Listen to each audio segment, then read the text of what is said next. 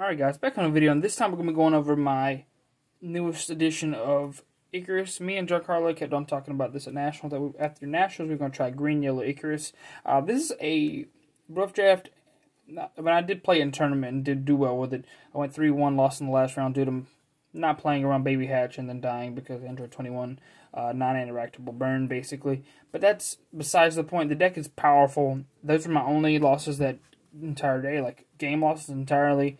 I will explain that this deck is a little more aggressive than the standard Mono Yellow Icarus, and it is very similar to Mono Yellow Icarus, the previous builds you've seen on my channel. But if it only does attack, draw a card, and you could take up to 1 life. And on the back side, when you awaken, you draw 2. This side, you're going to do the wombo combo. You're going to combo with the skillless monster and draw a card, and that's during each player's turn. And then you get to bring back a higher dragon from your drop area and draw a card. Really, really powerful leader. And this deck engine, I'm going to go through it pretty quickly for the standard stuff. For my last video, if you saw, this is extremely aggressive. Really good turn 1 play.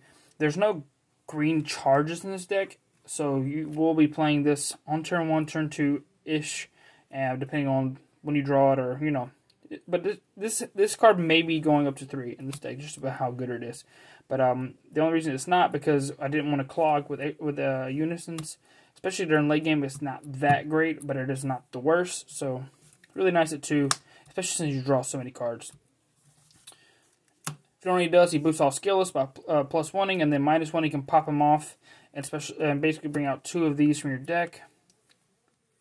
2 of each higher dragon. They're the same thing. It doesn't matter which ratio you want to play. It's just I want to play the 2 of each because, yeah, just because I like to do so.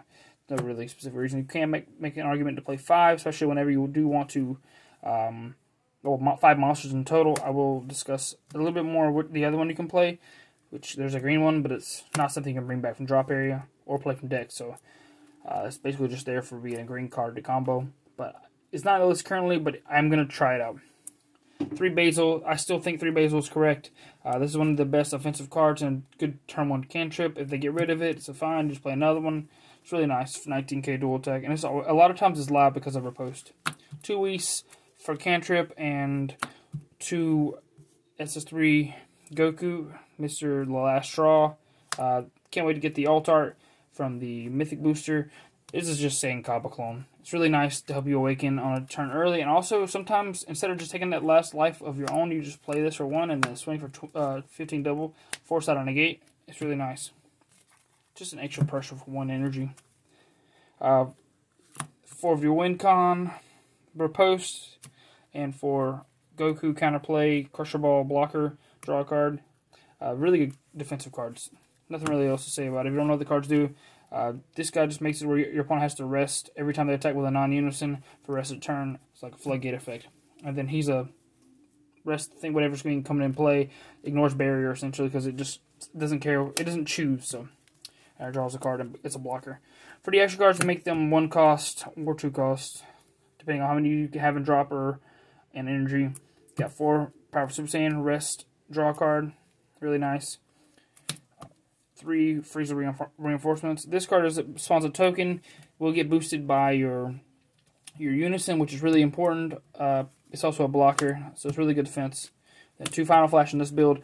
3 is most of the time correct. But this version is playing 2 specifically because I was just trying to make room for the other engine. Could make an argument just still stick with 3 because it's just that good. 2 Poutine. This build does play 2 Poutine. It is very important to stick this against certain matches, especially whenever the earlier you establish this, the better off you are, just due to the fact that the green-yellow engine is kind of clogging your hand, and the more defense, the better. But it's not bad, it's just it's a different form of interaction, and it's actually very nice in certain matchups. But I'll get into that in a second. 4 Turles. This is a 2-drop removal draw card, or 2-drop removal 2, and it's double strike. Really nice. It's also a Turles, keep that in mind, as a Crusher Corpse card. So it allows your other card to synergize with it. Well, 2 bad ring, but it costs 3 and draws you 1 or 2 cards. Bergamo, this card's broken. As always, if you resolve this, it's usually game over. 3 Krillin super combo. I typically want to play 4, and I think I'm going to go back to 4 just seeing how this card played. This card did not come up very often, other than the fact that it's a green-yellow super combo. And the times I've seen this, I do think I wish it was another Krillin, just due to the fact you do want to unbreak your hand. But the reason why I had it in this ratio, I'll get into it in a second. But this is a green-yellow card in combo, so it will help you rival. Got 4 Turles Dominance at hand. So this card is a 1-cost arrival, green-yellow. And then it's a blocker, 16k, and when it comes into play, if your leader's yellow, this is the, I'm not reading the green text, but if your leader's yellow, you get to KO 4 or less, doesn't matter which position it is in, which is really nice. Killing off floodgates, it deals with Black Mass Saiyan, it deals with a lot of things that the deck can't normally deal with. It also deals with some of the Sin Shenron threats. Some of them are just too good against you, and being able to play this on your opponent's turn for 1 energy, or your turn, it has an activate main. If you have, it's a limit 1. If you have 2 Turles on board, because this deck only plays the Turles, you get to play this for 1 energy. So if you arrival this in once per turn, and then, it doesn't once per turn, but if you arrival this and then play the other 2 drop prior turn, you get to play this for activate main for 1. It's limit 1, so keep that in mind.